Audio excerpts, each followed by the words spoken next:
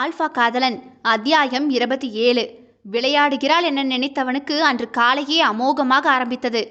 அங்க ஷாட் வைங்க தம்பி, அந்த இடம் நல்லா இருக்கு என்ற மொழியின் குரலில் கொட்டாவி விட்டபடியே வந்த வலியன் வீடு நிறைய ஆட்களை கண்டு பதறிப்போய் அறைக்குள் மறைந்து கொண்டான். குட்டி தங்கம், அம்மாவை கூட்டிட்டு வா. முடியாது, நீ வெளியே வா என்று குழந்தை தாயின் பக்கம் சேர்ந்து கொள்ள இவன்தான் மகளின் பின்னே மொழி தேடி வர வேண்டியதாகி போனது. மொழியோ பட்டு சேலையில் தகதகவென நின்றாள். தலையை பின்னிக்கொண்டே அதில் பூவை வைத்துக்கொண்டு நின்றவள் திரும்பி அவனை பார்த்தாள். தாலி மட்டும்தான் இல்லை, அதுவும் இருந்தால் இன்னும் அழகாக இருப்பாள். யார் இவங்க? நம்ம வீட்டில் என்ன பண்ணுறாங்க? நம்ம வீட்டில் வாவ், பரவாயில்லையே, முன்னேற்றம்தான். பட் செயல்ல ஒன்றும் இல்லையே. என்ன பண்ணுறாங்க? நேற்று சொன்னேன்ல மிஸ்டர் வலியன், ஃபோட்டோ ஷூட் இருக்குன்னு. நான் வரலை. சரி, ஓகே, வேண்டாம், நான் எடுத்துக்கிறேன். நீங்கள் ஜஸ்ட் எனக்கு துணைக்கு நில்லுங்க, நானும் பாப்பாவும் ரெடியாக்கிட்டு வரோம். இது உங்களுக்கு ட்ரெஸ்ஸு என்று அவன் கையில் துணியை திணிக்க, நான் வரலைன்னு சொன்னனே. லைட்டாக கோபம் கூட எட்டி பார்த்தது. உரிமை வந்தால்தான் கோபமே வரும், கோபம் வந்தால்தான் தாபம் வரும். அதை வர வைக்கத்தானே பெரும்பாடு படுகிறாள். சரி, வர வேண்டாமே வலியன், பட் இதை போட்டுட்டு உங்கள் மக பக்கத்தில் உருன்னு முகத்தை வச்சுட்டு நின்னா கூட போதும். கடற்கரை ஷூட் வேற இருக்கு என்றவளை தடை செய்ய முடியவில்லை. இஞ்சி தின்றவன் போலவே காரை ஓட்டிட அவன் அருகே அழகு சிலை போல மகளும் அவளும் வளவளத்து கொண்டே வர, இந்த வெயில்ல கடற்கரையில மண்டை காயும். சலித்தபடியே அவன் பேச்சு வந்தது. பரவாயில்ல, முக்காடு போட்டுக்கிறோம். விட்டேனா பார் என்பது போல பதிலை கொடுத்தாள். கிறுக்கந்தான் இந்த நேரத்தில் போய் ஷூட் பண்ணுவான். ஷூட் பண்ணுறது தப்பா இல்லை இப்போ போகிறது தப்பா? ரெண்டும் தான். எதுக்கு இந்த தேவையில்லாத வேலையெல்லாம் பார்க்குற என்றவனின் நெஞ்சில் பாரம் உணர்ந்து குனிந்து பார்த்தான். அவனின் இதயம் மேலே முகத்தை புதைத்து சாய்ந்து அவளை உழுக்க முடியாமல் அவன் கை வேலை நிறுத்தம் செய்ய வண்டியும் அவள் பக்கம் சாய்ந்து கொண்டது விந்தையே. காதல்னு சொன்னா நிறைய வலியும் வேதனையும் மட்டும்தான் ரெண்டு பேருக்கும் ஞாபகம் வருது. பட் கல்யாணம்னு சொன்னா நிறைய ஸ்வீட் மெமரிஸ் வேணும்னு நினைக்கிறேன் மிஸ்டர் வலியன். காதலில் கண்ட வலி எல்லாத்தையும் இதில் மறக்கணும். அதுக்கு தான் போவோமா இல்லை ஷூட் கேன்சல் பண்ணிட்டு வீட்டுக்கு போவோமா? அவன் கைகளோ கடற்கரையை நோக்கி காரை இழுக்க விதவிதமான ஃபோட்டோவை எடுத்து குவித்தனர். கொஞ்சம் சிரிச்சாதான் என்ன? உருரென போஸ் கொடுக்கும் அவனை இடையில் இடித்தாள். எனக்கு சிரிக்க வராது. பொய், மக மொக்க ஜோக்கெல்லாம் சொன்னா கூட பல்லு தெரிய சிரிப்பீங்க, நான் பார்த்துருக்கேன். வேண்டுமெனவே அவனோடு ஒரே வம்புதான். மேடம், சாரும் நீங்களும் மட்டும் ஒரு ஃபோட்டோவுக்கு போஸ் கொடுங்க. இத்தனை நேரம் மகளை கையில் வைத்து கொண்டான். எனவே அவனுக்கு சங்கடமில்லை. இப்போது அவளோடு தனியாகவா? சற்றே அதிர்ந்த பார்வை வந்தது. அவளுக்கோ கேலி புன்னகை. ஓ, செஞ்சிடலாமே. அப்படி கடற்கரை அலப்பக்கம் ரெண்டு பேரும் போய் நில்லுங்க. சார், மேடமை பின்னாடி இருந்து இடுப்பில் கை போட்டு அணைச்சிக்கிட்டு நில்லுங்க. இதையெல்லாம் கண்டுபிடிச்சது யாரு? ஆர்வமாக நடக்கும் அவளுக்கு கேட்க முணங்கிக் கொண்டே பின்னால் போனான். யார் கண்டுபிடிச்சா என்ன மிஸ்டர் வலியன்? பட் நல்லா இருக்குல்ல. புருஷன் பொண்டாட்டி ரசிக்கிற விஷயத்த இப்படி ஊர் கூட்டி பண்ணுனா அதில் என்ன சுவாரஸ்யம் இருக்கும்? நமக்கு என்ன தோணுதோ அதை பண்ணா தான் அழகு. இவன் சொல்கிறத நாம் செஞ்சு ஃபோட்டோ எடுத்தா அதில் என்ன காதல் வெளிப்படும்? நடிப்பு திறமை தான் வெளியே தெரியும். ஓஹோ, அப்போ நாம் ரெண்டு பேரும் புருஷன் பொண்டாட்டின்னு ஒத்துக்கிறீங்க. அதை தவிர நான் நிறைய சொன்னனே, அதை கேட்கலையா? கொஞ்சம் சீரும் குரல் உரிமையாகவே வந்தது. எனக்கு அது தேவையில்லையே. எனக்கு என்ன தேவையோ அதை எடுத்துக்க வேண்டியது தான். அவன் 1/2 கிலோமீட்டர் தள்ளி அவளுக்கு பின்னே நிற்க, ஏன் இன்னும் கொஞ்சம் அப்படியே பின்னாடி போயிட வேண்டியது தானே? ஒட்டி நில்லுங்க வலியன். போதும் போதும், எடுக்க சொல்லு. அப்பா, முடியல தம்பி. இப்படியே என்று அலையில் கால் சிக்கி மொழி அவன் மீது சரிய அவன் சூடான கைகள் அவள் சேலை உள்ளே கைவிட்டு அவள் இஞ்சி இடை பிடித்து தூக்கி நிறுத்த அழகாகவே போட்டோ கிழிக்கப்பட்டது. மேடம், அப்படியே நில்லுங்க, இன்னொரு ஷாட் எடுத்துடலாம், அழகா இருக்குது. அவர்கள் பேசியது கேட்கும் நிலையில் அவர்கள் இல்லை. அவன் கைகள் முதல் முறை அவள் வெற்றிடையை அழுத்தி பிடித்திருக்க அவன் கையை எடுக்க போகும் முன் அதில் கையை வைத்து அழுத்தியவள், பிடிச்சிருக்கு. பிடிச்சுக்கோங்கன்னு சொன்னேன், நான் விழுந்துடக்கூடாதுல. அவன் நெஞ்சில் அவளே சாய்ந்து கொள்ள அவர்கள் சொல்லாமலேயே காதல் பரிமாணங்கள் பல கொடுத்தனர். பேச தோன்றாத மௌனங்கள், அதில் வெளிப்பட்டது அத்தனையுமே காதல் அதிகாரங்கள். அவன் உரிமையாக அவள் மீது கை போட்டு எடுத்த போட்டோ தித்திக்க வைத்த நிமிடங்கள். முகத்தோடு முகம் மோத மூச்சு காற்று கலக்க கண்களோடு கண் பார்க்க எடுத்த புகைப்படம் உடல் தேடாத கூடலில் முதல் புள்ளி. நிறைய சிலிர்த்தடங்கினர். செமையா இருந்துச்சுல. அறை உள்ளே சேலையை கலட்டி கொண்டே ஹாலில் சோஃபாவில் அமர்ந்திருந்த வலியனிடம் அவள் கூற, அப்படி ஒன்றும் தெரியல. 10 பேர் கூட போகிறதுல என்ன ஜாலி இருக்கு?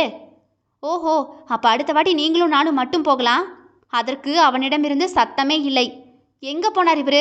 என் தொல்லை தாங்க முடியாமல் போயிட்டாரா என்ன என்று மொழி சேலையை கலட்டிய நிலையிலேயே சட்டென்று வெளியே வர அவன் சட்டையை கலட்டி கொண்டே உள்ளே வர என்று ஒரே அலறல்தான். இடிக்கும் தூரம்தான். எதிரெதிரில் இருவருமே நின்றனர். நூல் அளவே இடைவெளி. அவள் மார்புக்கு குறுக்கே கையை வைத்து மறைக்க அவன் சட்டையை வேகமாக மாட்டிக்கொள்ள, சாரி சாரி, நீங்க இல்லைன்னு நினைச்சு அப்படியே வெளியே வந்துட்டேன். இட்ஸ் ஓகே என்று அவன் ஒரு பக்கம் ஒதுங்க, அவளும் அதே பக்கமாக நகர, இவன் உடனே மறுபக்கம் நகர, அவளும் மறுபக்கமாக நகர, ஐயோ அகைன் சாரி, நீங்க போங்க, நீ ட்ரெஸ்ஸை மாத்திக்க, நான் பிறகு வரேன் என்று வெளியே ஓடிய வலியின் செயலில் முகம் குங்குமமாக சிவக்க உள்ளே போய் உதட்டை கடித்து கொண்டே நின்றாள்.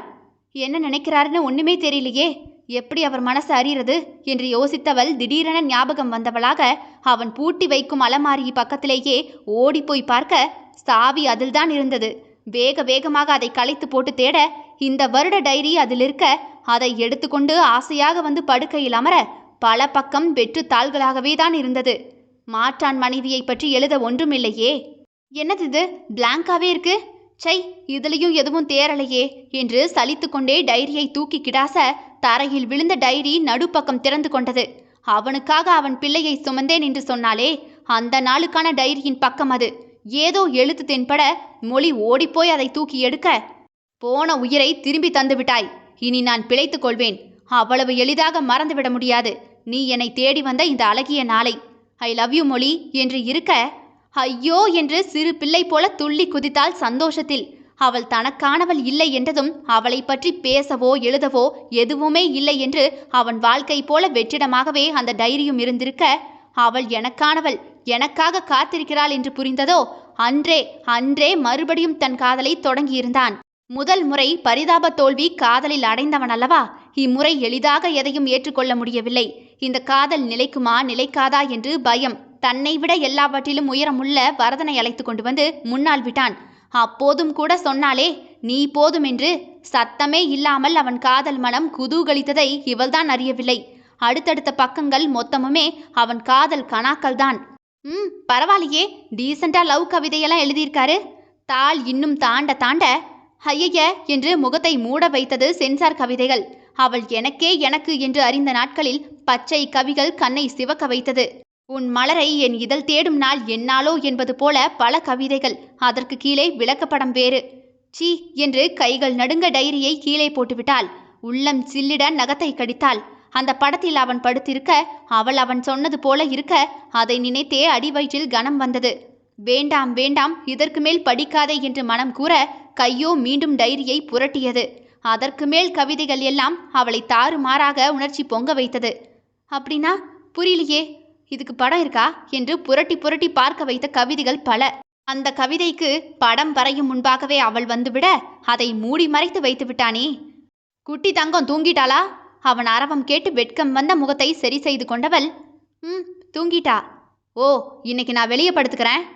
ஏன், உள்ள என்னாச்சு? புழுக்கமாக இருந்த மாதிரி இருக்கு. அங்கே படுங்க. பாயை சுருட்டி எடுத்துக்கொண்டு நின்றவனை உதட்டை கடித்து பார்த்தவள், அது வெள்ளிக்கிண்ணம் நடுவே கலங்கரை விளக்கம் போலனா என்ன மிஸ்டர் வலியன் என்று கேட்டே விட்டாள். அந்த கவிதையை அவள் கேட்டவுடன் அவன் கையில் இருந்த பாய் வழுவி போய் கீழே விழுந்தது. என்னதே? வேகமாக திரும்பி பார்க்க மொழி டைரியை வைத்து ஆட்டிக்கொண்டிருந்தாள். சட்டென்று ஓடி வந்து அவள் கையிலிருந்து டைரியை புடுங்கியவன், எதுக்கு அதெல்லாம் எடுத்த? அறிவில்லை உனக்கு? அடுத்தவங்க பொருளை கேட்காம எடுக்கக்கூடாதுன்னு தெரியாதா? கோபம் கொள்ளும் அவன் கோபத்தில் இவளுக்கு வெட்கம்தான் வந்தது. என்னது இது என்று அவள் கேட்க, அது கவிதை தான், வேற ஒன்றும் இல்லை என்று திக்கி திணறினான். ஓஹோ, நம்பிட்டேன். கீழே வரைஞ்சிருக்க படம். ஓஹோ, ஹலோ மிஸ்டர் வலியன், ஓடாதீங்க, சொல்லிட்டு போங்க என்று இவள் கத்த கத்த கையும் களவுமாக பிடிப்பட்ட கள்ளன் போல ஓடியே விட்டான். கலங்கர விளக்கம் கரையெடுக்க நான் தயார்தான் மிஸ்டர் வலியன் என்று இவள் கத்தி கத்தி வம்பு பண்ண, சத்தம் இல்லாம தூங்குடி என்று அவன் அதட்டல் வர, எங்கே தூங்க? காதல் எத்தனை அழகோ காமமும் அத்தனை அழகு. அதை ரசிக்க தெரிந்தவர்கள் கையில் கிடைத்தால் அது அழகோ அழகு. தொடரும் அடுத்தடுத்த அத்தியாயங்களை தினமும் இரவு 7 மற்றும் 9 மணிக்கு கேட்க தவறாதீர்கள் மக்களே. ஆல்ஃபா காதலன் விடைபெறுகிறேன். நான் உங்கள் ஆர்ஜே தியா.